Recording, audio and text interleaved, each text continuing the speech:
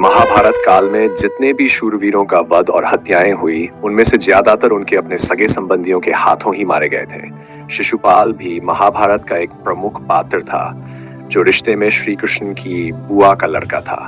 उसका वध भी अपने फुफेरे भाई श्री कृष्ण के हाथों हुआ। पौराणिक कथाओं के अनुसार शिशुपाल भगवान विष्णु के द्वारपालों जय और विजय में से एक जय था, जो संकादिक मुनियों के श्राप वश दोनों पहले हिरण्यकशिपु और हिरण्याक्ष, दूसरे जन्म में रावण और कुंभकर्ण तथा तीसरे जन्म में कंस और शिशुपाल बने थे। इस जन्म में शिशुपाल छेदी राज्य के राजा दमघोष तथा उनकी पत्नी श्रुतश्रवा के पुत्र थे। श्री कृष्ण की बुआ कुंती थी, जो श्री कृष्ण के पिता वासुदेव सुरसेन की बहन थी। वहीं शिशुपाल भी वासुदेव सुरसेन की एक और बहन श्रुतश्रवा का पुत्र था। इस तरह श्री कृष्ण और शिशुपाल रिश्ते में भाई थे। महाभारत कथा के अनुसार शिशुपाल का जन्म सामान्य नहीं था। उसके 4 हाथ थे, 3 आंखें थीं और वह भयानक रूप लेकर रो रहा था। पूरा महल भय से भर गया।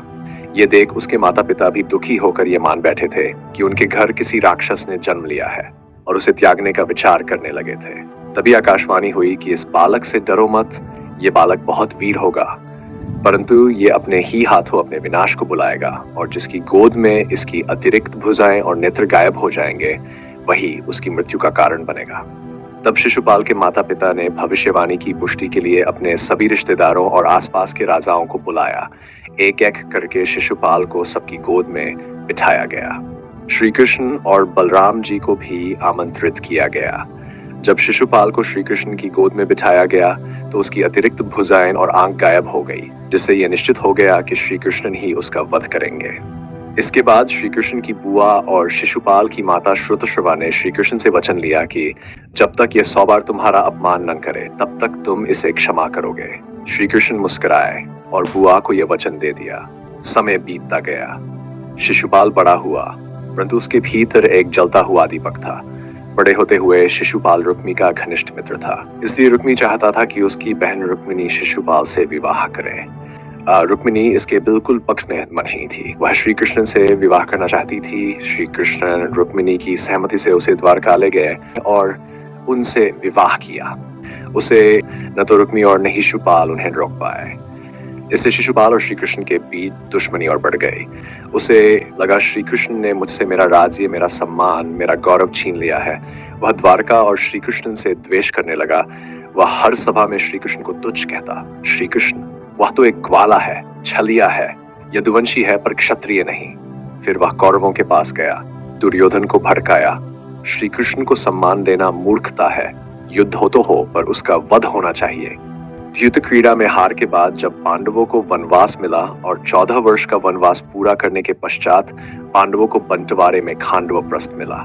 पांडवों ने खांडवप्रस्थ में मायामहल जैसे इंद्रप्रस्थ का निर्माण करवाया, और जब युधिष्ठिर के राजतिलक समारोह में सभी राजाओं को आमंत्रित किया गया था, तब यह निर्णय होना था कि श्रेष्ठ अतिथि को अग्र पूजा दी जाए। भीष्म पितामह, द्रोणाचार्य, विदुर और सभी ऋषियों की सम्मति से कहा गया कि श्री कृष्ण को अग्र पूजा दी जाए, वे ही योगेश्वर है। युधिष्ठिर ने हाथ जोड़े सभा में श्री कृष्ण के चरणों में अर्घ्य अर्पित किया। तभी सभा में घनघोर अट्टहास गूंजा। हा हा हा, क्या यह सभा मूर्खों से भरी है? श्री कृष्ण, ये कौन है? एक गाय चराने वाला, छल से कंस को मारा, जरासंध को मारा, अब यहाँ श्रेष्ठ बन बैठा है।